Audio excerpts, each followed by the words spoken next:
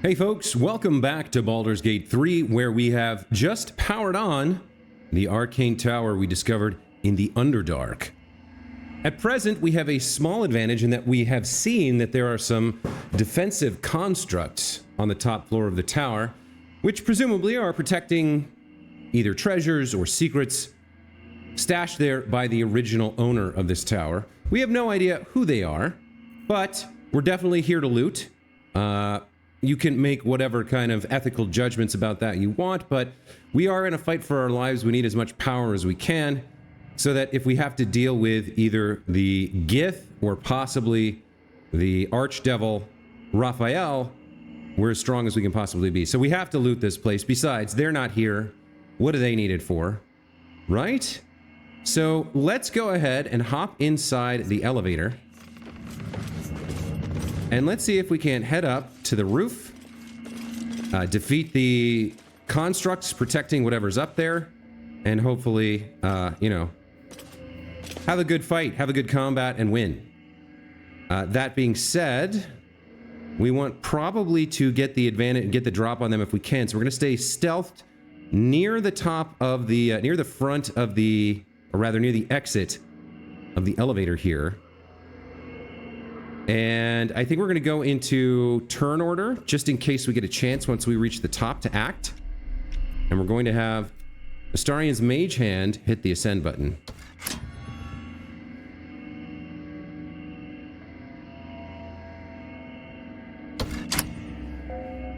Okay, so we've reached, I think this is, no, this is not quite the top floor. All right, we've got one more to go.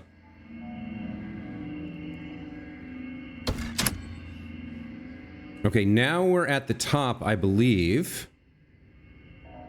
Or are we? No, I think there's one further to go. I don't think we've been on this floor yet, but I think there's one further to go. All right, let's go up to the top. New sounds to the damp and dark oppression break. Is it the foe? That foul, contemptuous heel? Okay, Bernard has confronted us. Our stealth did nothing, so we have to engage with this construct.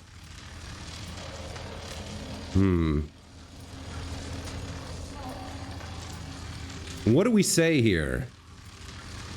New sounds through damp and dark oppression break. Is it the foe, that foul, contemptuous heel? Well, we're not the foe of the owner of the tower, except in the sense that we're thieves, but I don't think we're whoever this construct Bernard is referring to. For now, I think, well, I don't know about I come in peace, but we're here to rob the place, not necessarily to fight. If we can get away with taking whatever's stored here without a fight, I guess we'll do that. So we'll say I'm a friend. I come in peace. An unbeknownst command by fools that would intrude. Now steel shall ring, false tongue will speak no more. Okay, Bernard didn't really believe us. I'm not sure I blame him. Okay. Looks like the hand is not currently in combat. Because we were controlling it, we're sort of out of combat. We can take a moment here to look at these guys, however. So we have an animated armor. These guys have decent strength and constitution. Anti-magic susceptibility, passive feature held together by the weave itself. This armor is incapacitated by anti-magic fields, so we're going to be pretty strong using our Sasur Flower on Karlach here. Has dark vision, extra attack, and opportunity attack. That's the animated armor. Is there anything else up here? There's another one up here. It looks like that's the same thing. And then we've got Bernard himself. Guardian of the Enchanted Tower. Multi-attack, static discharge. Bernard can multi-attack while under the effects of his static discharge aura. Okay. He also has overcharge, chance to stun the wielder unless it is a construct. Alright, and he's got resistance to slashing, piercing, and bludgeoning, as well as fire, lightning, psychic, and poison. Okay, we should have checked the resistances on these as well. Resistance to psychic and poison. All right. So the hand here actually has an opportunity to get involved. Really, all we can do is make an attack, an unarmed strike. So I guess we'll do that. At the very least, it should keep someone like this busy, right? And impose disadvantage on his ranged attack. So let's have the mage hand come up here and make an attack on this animated armor.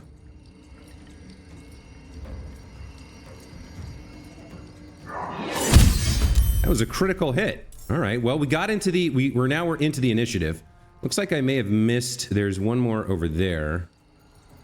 Okay, so what do we do? What do we want to do here? Do we want to try to take out the small ones first or the big one? Probably the small ones to deal with the action economy. Now, unfortunately, Karlach is not going to get to move until after Bernard. But if he comes in close, we still have that same issue of him being in the field as well as these other guys. I think what we're going to do here is start with Shadowheart, and we're going to pop a level 3 spell here. We have to move her out of the way first. So, who can we get to? We've got 1, 2... Which one is this one? That's that one. That is... There's another one. There's one over here. Alright, why don't we have Shadowheart? Can she get here? Not enough movement? No. Okay, so she would have to dash.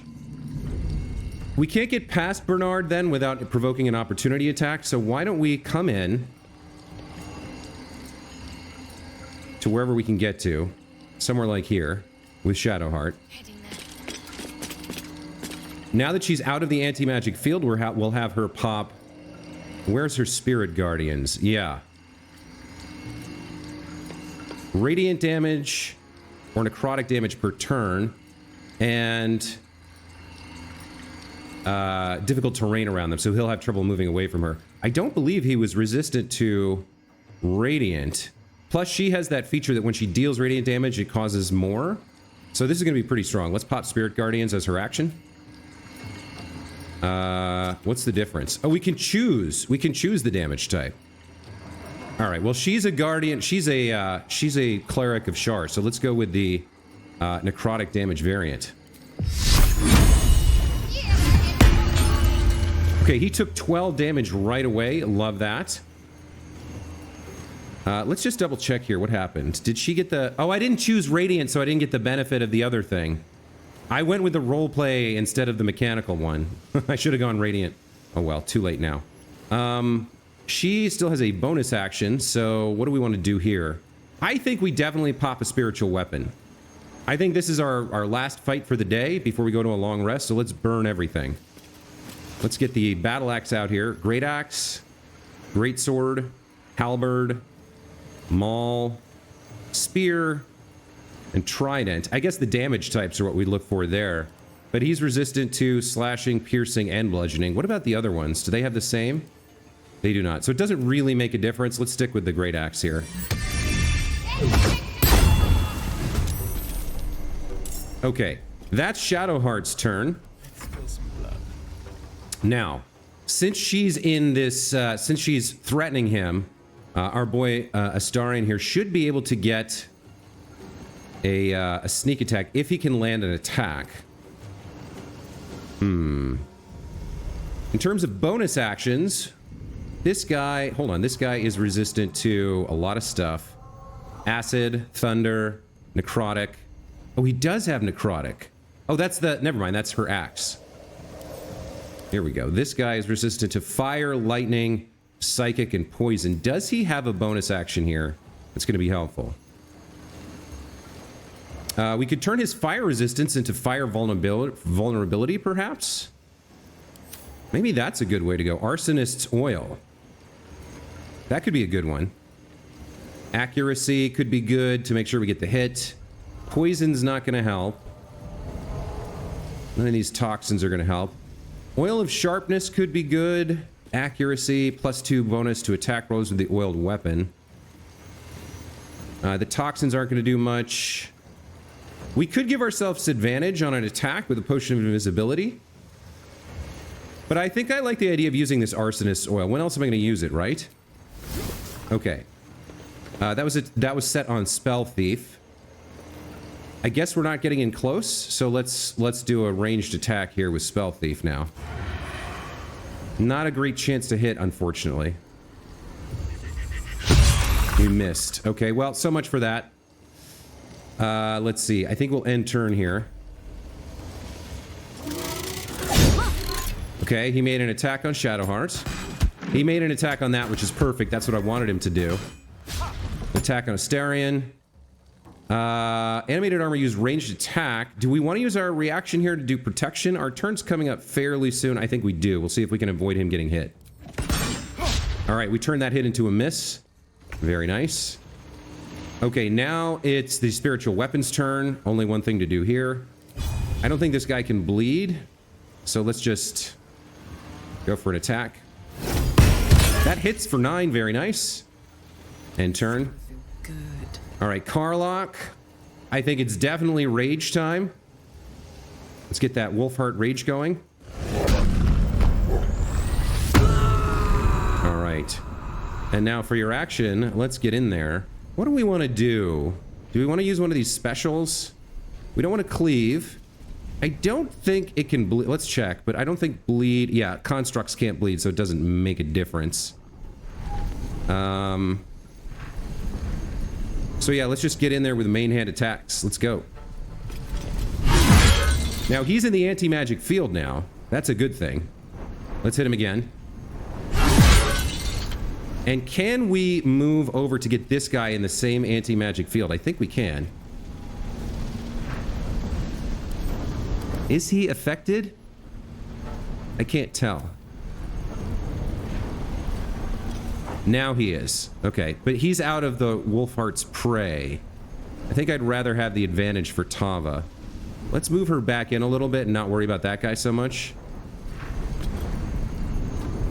Okay, now he's affected. All right, let's end her turn there. Nothing important is ever easy. Tava, we want to cast our smite spell while we're out of her spell, her Susur field.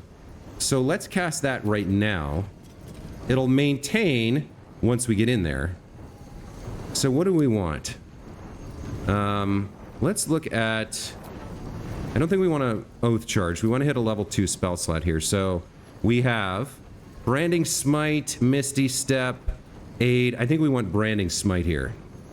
Not really Divine Smite. 8 to 29 versus 8 to 25. Why is this so much more damage? 2d8 Radiant. This is 2d6 Radiant. And possibly marks your target with light, preventing it from turning invisible. Okay, we don't need that here, I don't think. Let's just go... We can save a level 2, I guess. We'll cast Divine Smite here. Oh, we can cast that at 2nd level. There we go. Okay. So now what do I need to do? Confirm?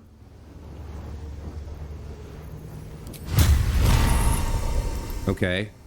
Is she... How do I... Now what? Now I go in. We have advantage because of Wolfheart's prey. Hopefully this is working the way I think. It looks like it's waiting for me to confirm.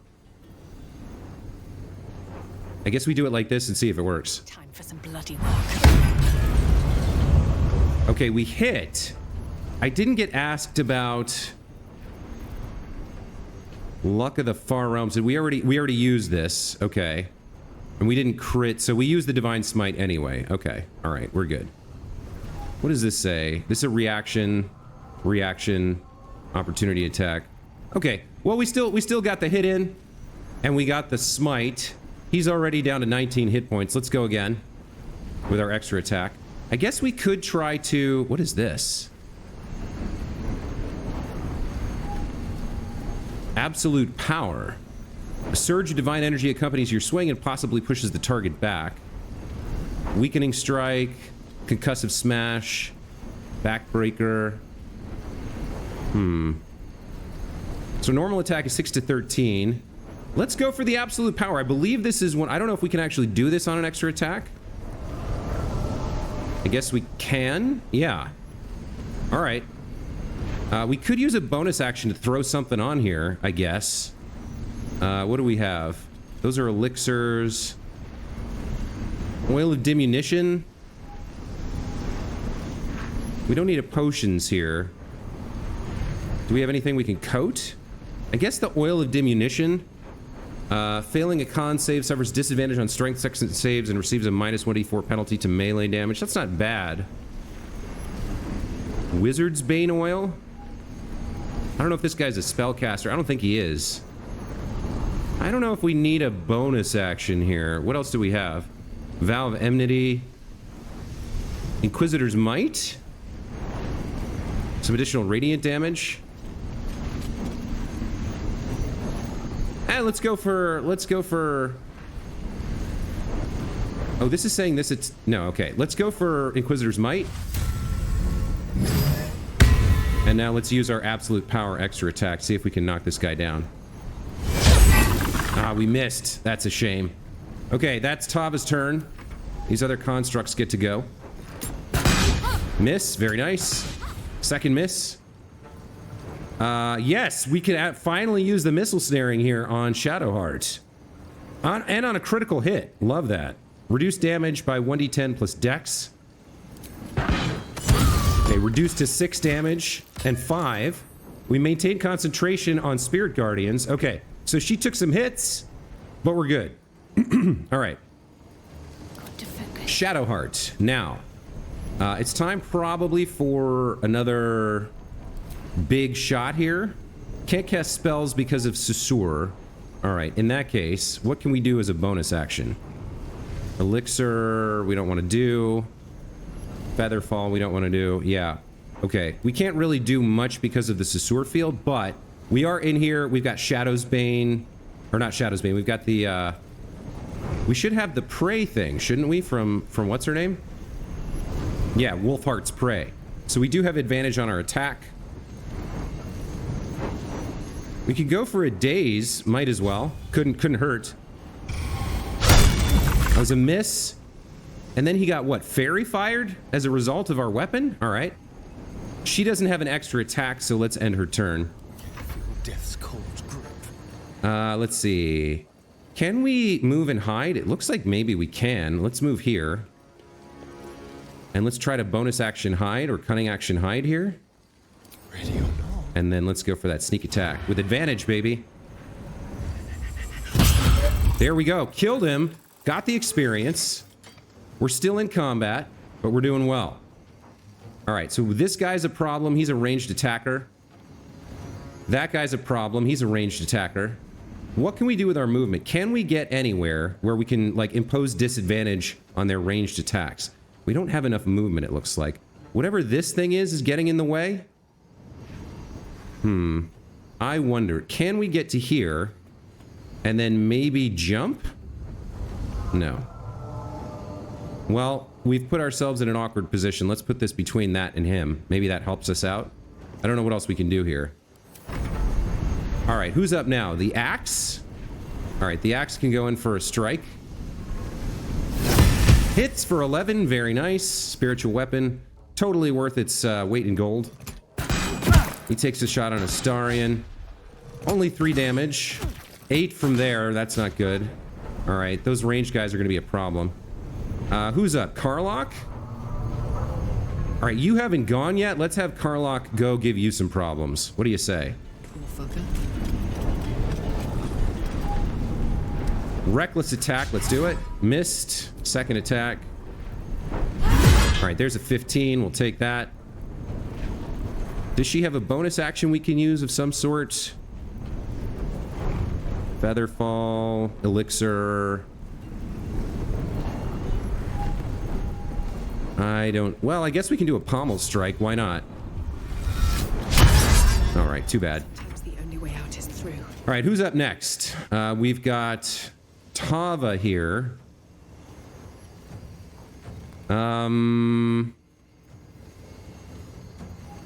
I think we go after another smite and try and take this guy out. He's up next. Let's see if we can finish him. Yeah, let's go for another divine smite at 2nd level. Make sure we hit the animated armor and not the axe. There we go. That's a nice hit. And he's dead. Might as well loot him, right? Oh, he just had a heavy crossbow. Not worth. Okay, now what are we going to do next? We can't really get anywhere. Can we make a ranged attack with our extra attack? We could. We hit this guy? We could try. That's a miss. All right, let's move her somewhere. Use her movement. All right. That's her turn. This guy should be at disadvantage. Oh, he just did nothing. Interesting. All right, you're up. Let's have you go in and work on this guy if we can. Do we have a bonus action we want to use here? I wonder if we can hide from him. Like, can we get here and hide? Over here. Does that work? Maybe. Bonus action, We'll do it. hide, and then sneak attack this guy from behind.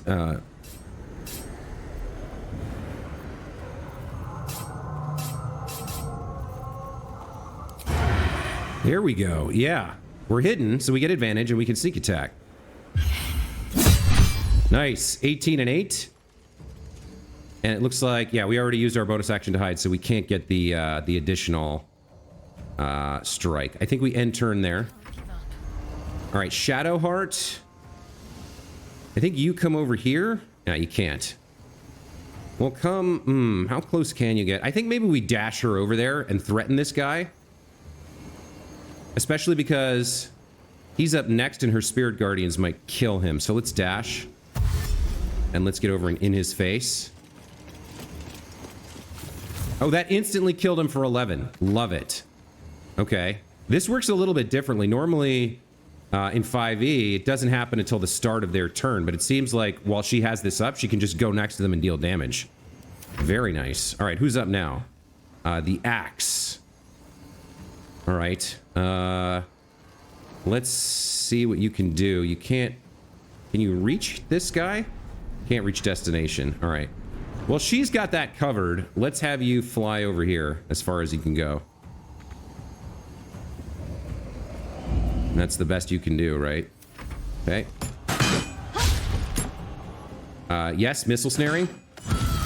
Critical hit 1, but she saved. Okay, you're up. Let's try and finish this guy. All right. There we go. I won't give in. That went well. I think maybe... Let's see. What do we want to do with Tava? Can she get to this guy and attack him? Cannot reach. All right. Well, let's send her wherever she can get to. Step forward. And take a shot at him like this. High defense. Oh, we hit him for 9. Very nice. Okay. All right, Astarion. Yeah, you got a cunning action dash to get up here.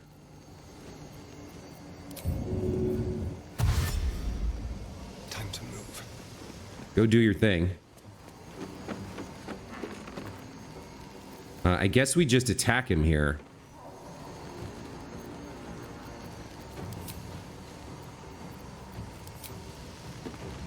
Just do your best. Oh, he hit him. Nice. Ready. Now you come up here and put your aura on him, if you can. Got to press on. That does 10 right there. Smack him with the mace. Very nice. All right. This can fly over here, I guess. There's only so far it can go. It doesn't have a lot of movement. He's at disadvantage. Very nice. Okay, so there's only the one left, right? Let's take a shot at him, I guess. What do we want to do? Can we have her... There's only so much we can do with her. Aye, aye. We need to take a shot. We need to make some kind of attack to preserve our rage, so let's do that. I'm not surprised that missed. Let's go as much further towards him as we can. Maybe take a second shot. Can't reach destination. All right, end turn. What about you? Can you jump up here? God, she's amazing. And then can you get to him? No, not enough movement. So, we'll just take shots. That's a miss, but we get a second one. Hits him for 6. And there we go. He dies on his turn from good old Shadowheart's Spirit Guardians. An amazing spell. All right. Well, that went very well. I'm pretty happy with that. And what is this? Oh, that's the anti-magic field. I feel like that worked out. The anti-magic field, we were able to work around it and use it to our advantage there. It's got a pretty big range, so we need to get away. We need to get, like, Karlach out front, you know? Out front. We need to get her out front, away from the rest of the group so they can cast their magic. But we're also trying to preserve our magic a lot of the time, so it's not that bad. One other thing I forgot to do, I wonder if I should put this flail back on. Because, let's see, weapons. Equipment. Weapons. Yeah, do I still have the flail? Or what did I do with the flail? Did we feed it to, what's his name? We might have fed it to Astarion, or a Gale, I can't remember. Or I might have sold it. Oh well, it's too late now, it's gone. I'm sure we'll find other cool stuff. But with that fight out of the way, like, we didn't really get a chance to talk to that dude. Maybe we can speak with dead. I don't know if that works on constructs. But let's start looting. We've got 3 more floors of tower to get through. Let's see what some of these guys have. Just a trash-heavy crossbow there. Should mind my step. In the wooden barrel, just some tongs. Broken machinery. Okay. There's lots of broken machinery. There is a patched parchment. Let's see what this has to say. The paper is torn and patched in many places as if it was well used but treasured. On it is a small poem without a name. These empty sheets are all that's left of you. The last of all the thoughtless gifts you gave. I will hold on to them. It's all that I can do. I can't throw them away. I've never been that brave. Sounds like someone was mourning a loss. What else do we see? These constructs must have been protecting something, right? I guess we can get up on this roof if we want to for some reason. I guess this would mainly be for the combat we just went through. Like to have a height advantage. Okay. Let's keep on looting. Let's see what else we can find. On the animated armor here, we have just another crossbow. All right. There is... I thought there was something to grab here. The iron torch. So far, not seeing much that it was worth coming up here for. There is this, like, device here. Not sure what to think about that. Bernard, what did you have? Very nice. A potion of greater healing. Now, does everybody have one of those? Greater healing, greater healing, greater healing, greater healing. Yeah, all right. So we'll just put the extras on Tava in case we come across somebody. We'll bring somebody into the party who needs one. We also have the Light of Creation here, an uncommon halberd. Weapon enchantment +1 deals 1d6 lightning damage.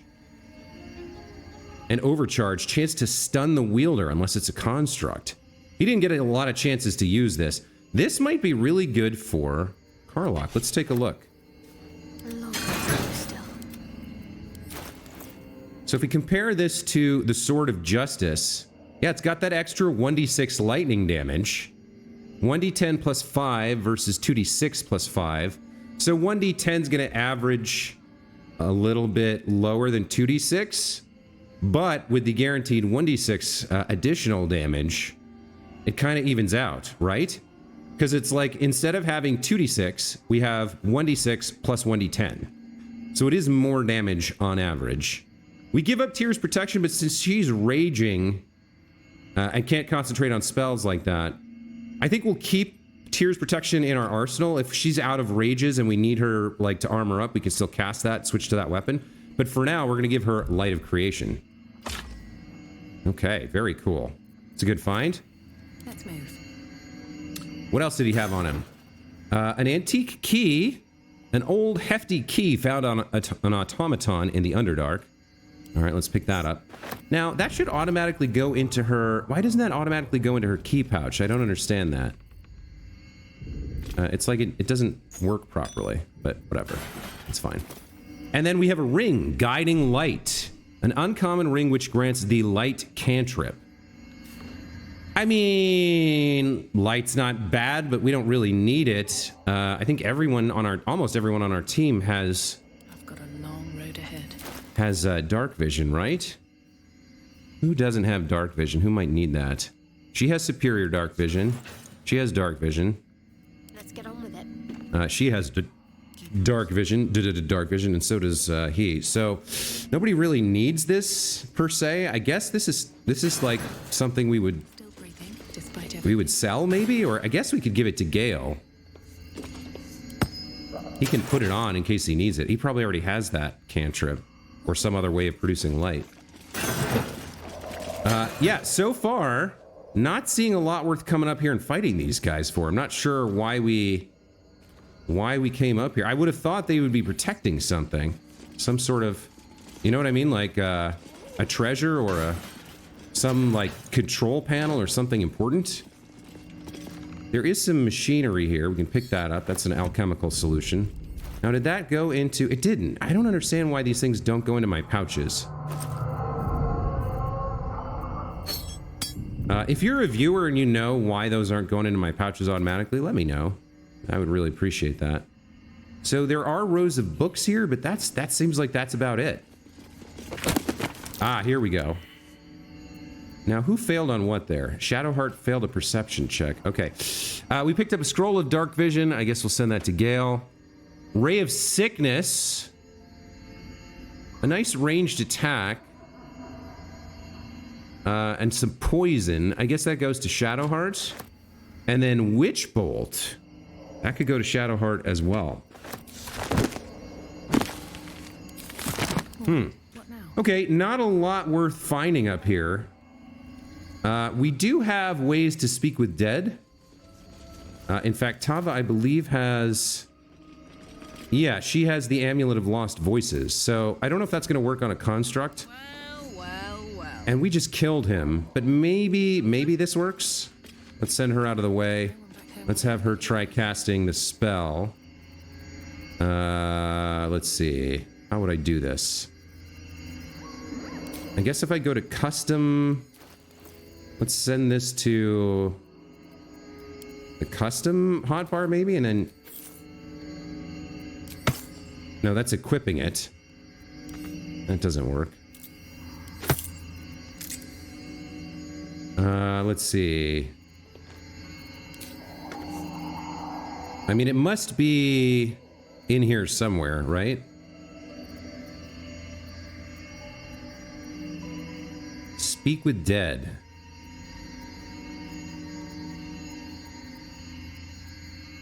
Huh.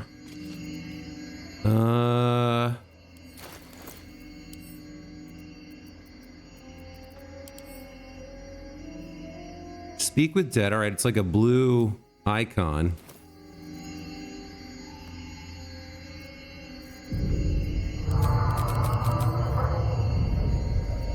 There it is. Okay. She can cast it as a ritual. All right. She just has too much stuff, you guys. Way too much stuff. All right. Let's cast Speak with Dead. The corpse remains silent. Yeah, it won't speak to us because it's a construct or because we killed him. Not sure what to do about that. All right. Well, I don't know why we had to fight them. It seems like there should be something up here worth fighting them for. Maybe they would have come down and attacked us anyway, you know, once we powered up once we powered everything up. All right, let's head back down.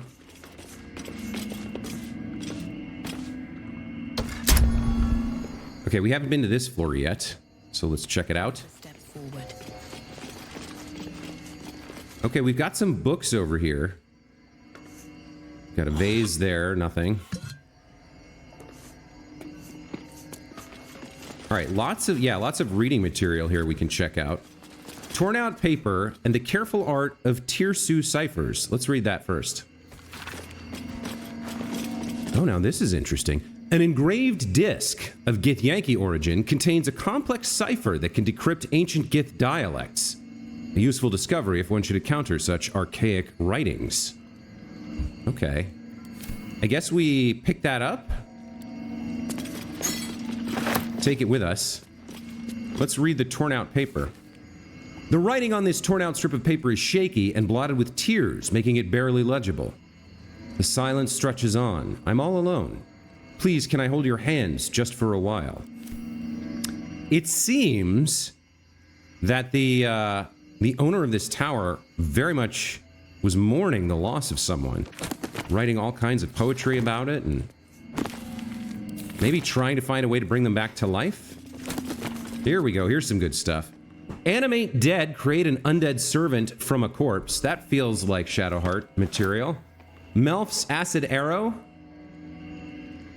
I think I'll take that for Tava. And then we've got lessons for sensible living 4 cities and how to survive them.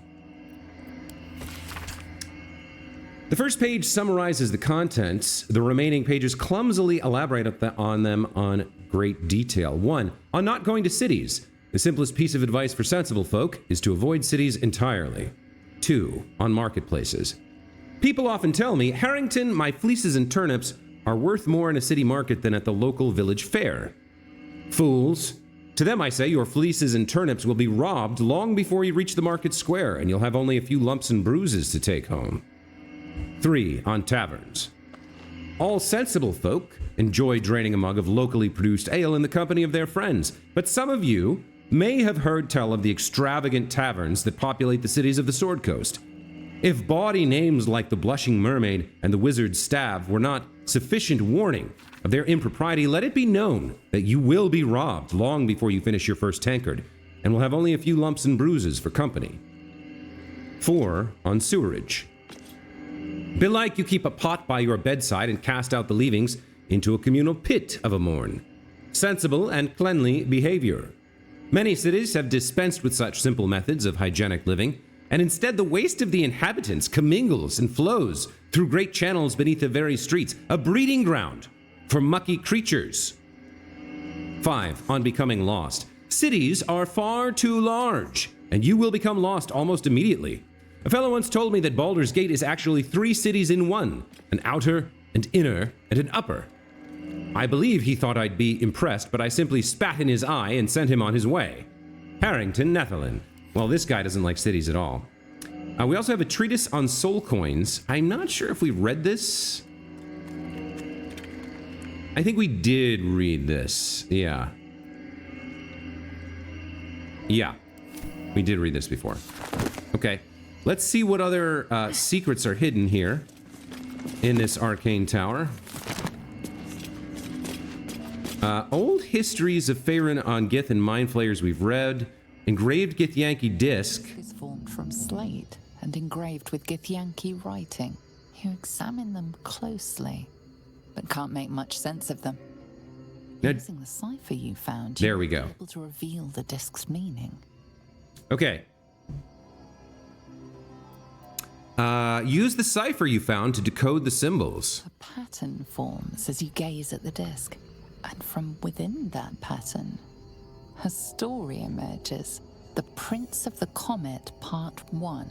So it was that we were free from Gake shackles and turned our blades on each other. The heavens were shattered, and one great empire was divided in 2. Gith traveled to the Hells to broker help for her people, her cause. Vlaakith would have you believe Mother Gith proclaimed her our queen. Lies. Gith made no such proclamation. Vlaakith seized the empire against the mother's wishes, but Gith had nurtured a son, Orpheus, Prince of the Comet, the true heir.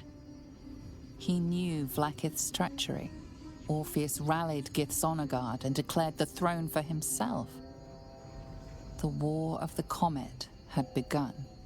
It's an intriguing tale, and a forbidden one, given how expertly it was encoded. Now that is really interesting. That diverges from the lore as I have known it, because from my perspective, the schism amongst the children of Gith the mother who led the revolution against the Mind Flayers and freed them from their slave species status, resulted in the Githyanki and the Gith-Zerai. I don't remember ever reading anything about Orpheus, and Orpheus is not the name of the current leader of the Gith-Zerai. So I am quite curious about that. It seems like they're introducing a new piece of lore here, and it has actually given us a new personal quest, discovering the history of Prince Orpheus. This may be relevant. This knowledge may help us deal with the Gith when it comes time to remove our tadpoles, if indeed we end up removing them deliberately. So that was worth reading. What do we have here? Fringe Philosophy. A Map's Memoirs. I don't believe we've read this. Let's see. My life has been a long succession of pleasures. To see my town take to my ideas and cease legal discrimination of local orcs. Oh, okay, I'm reading this in the wrong voice. Okay. My life has been a long succession of pleasures. To see my town take to my ideas and cease legal discrimination of local orcs. To see my fights against horrid living conditions in city factories take off. To have the chance to see a new generation take to these ideas of a better, kinder, fairer, intelligent world and run with it to new reaches of the continent. It's not a life without struggle, however, and I shall regret its failures. My old friend Suleto comes to mind, who adopted such cruel ideologies later in life. I'll forever console myself in the idea that such a brilliant mind would only conceive such theories under the strain of exile, the promise of reinstatement as she ultimately was. I'm not sure who A Map was, and I'm not sure on retrospect I chose the correct voice. I thought I was reading an orc's memoirs, but it seems more like the orc thing was something he worked at as a counter to prejudice, as opposed to something for his own people. We have another interesting book here, To the Gray. Another poem. All right. From Barrakur we made our stand, meant to rule but led astray by wicked tentacle and wicked hand. This world belongs to the Gray. Orendal stole all we had, yet taught the weapons by which to slay. Forge your minds to ironclad. This world belongs to the Gray. The exile freed us with his command to conquer what was taken away, crush every monument into finest sand. This world belongs to the Gray. Trade your heart for steel intent, for with whip and mind we flay. Let them all hear of our descent. The world is nothing but gray.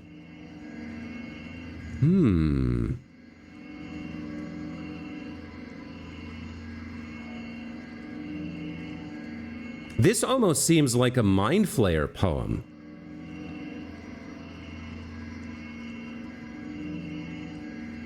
This is really interesting.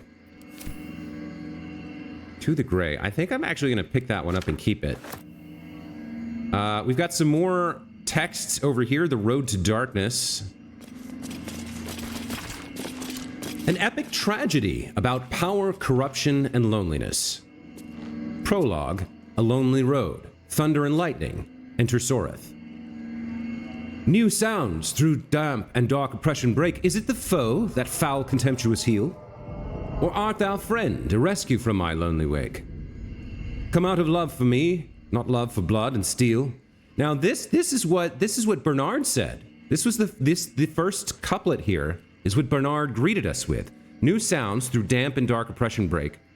Is it the foe, that foul contemptuous heel? Or art thou friend, a rescue from my lonely wake?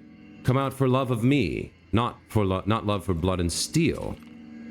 I wonder if we'd read this beforehand, if we could have quoted the sonnets back to him and had a different interaction with him. So Soreth hears somebody coming and asks, are you a friend or an enemy? Enter Risia. How would I know? How would I know, Soreth? It's been so long, what do I know of you and you of me? Soreth. Wait. Do you hear that sound? Enter Amphius. Amphius. What's this? Those figures so familiar both, but still you seem so strange. Soreth. It's Amphius. Risia. Dear Amphius, what happened to your face? It's pale as death. Soreth. Your eyes are black as char. Amphius. And you? I saw your teeth, they're sharp as blades. And what is with this road so slick with blood? What happened here? What happened to us all? They exit. End prologue. Act 1, 10 years prior. The rest of the play tells the tale of 3 elven friends, their paths to power, and how corrupted, mad, and lonely they killed each other. Okay, I don't think we need to take that with us. I am curious, though, if we had read that and brought and seen it when we met Bernard, could we have had a different interaction with him? Perhaps I screwed up. Perhaps the treasure up there was knowledge and not like a treasure that we could win by fighting. Let's check out the handwritten letter. Dearest Lenore, I'm not sure I should say this, but your last letter really worried me. Why in all hells would you tame a bullet? Just because you found it near Myrna's grave doesn't mean that that's a sign. I'm really worried about you, Lenore. A bullet is not a pet. Using it as a guardian is one thing, but you sound quite taken by it. I know you don't want to come back before you finish your research, but if you're feeling lonely, you know my door is always open. Lots of love and hugs, Amarith. P.S. It really warms my heart to hear that you put the autumnal crocus flowers on Myrna's grave. Now, I remember she liked to roll around in them, even though she'd always sneeze after. She was such a soft, loyal dog. I wish there was more I could do. Okay, it's getting weird, guys. It sounds like Lenore was the mage of this tower and had a dog named Myrna. And then, like, when the dog died, she missed her, like, so badly. She was grieving so fiercely that she, like, saw signs that weren't there. She was desperately seeking for a connection that she was missing. It sounds like she tamed a bullet as a pet and then, like, abandoned her tower. I don't know. Very, very odd. Continuing to look around here. What else? I mean, what else do we have? We got more piles of books.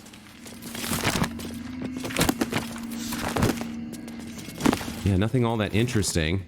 We do have a wooden chest over here, and there's a button. Who knows what the button's gonna do? Can you... All right, let's have everybody back up a little bit. What path lies before me?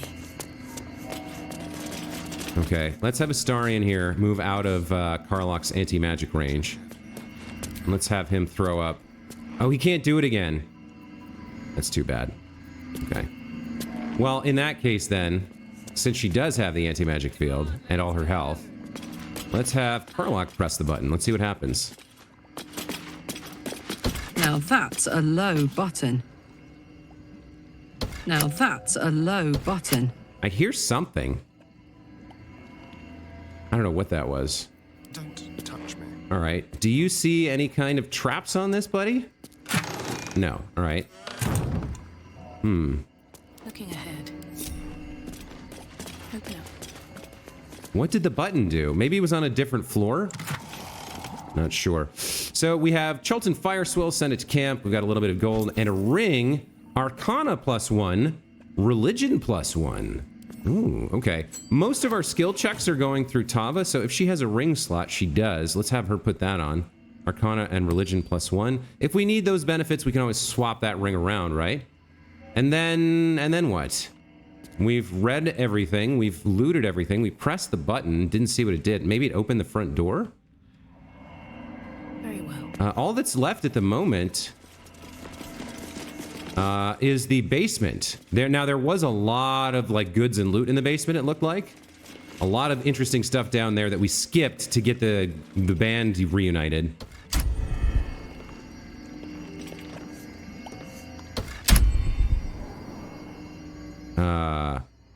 I think we already checked this level with the mushrooms, right? But the lowest level we haven't. So, all right, guys, I'm going to take a break here. When we come back, we will loot the basement, and then we'll head out to our long rest and our farewell party with the Tieflings and with Halsin the Druid, who's promised to tell us more about how we can research a solution to our tadpole problem at something called the Moonrise Towers. Yeah. If we want answers, we need to head to Cult's base at the Moonrise Tower. So we'll look forward to that. In the meantime, thank you guys so much for watching. Hope you're continuing to enjoy this playthrough of Baldur's Gate 3. Lots of interesting lore. Our characters have gotten fairly powerful now that they're level 5. But I imagine that the challenge will ramp up as we progress through the Underdark here. But it seems like we've conquered the Arcane Tower here. We found most of its secrets. We might have missed out on a few. But I'm pretty happy with how things played out and with our new anti-magic field and our new abilities and all that good stuff. So yeah, that's going to be it for this time. We'll see you in the next one. Take care.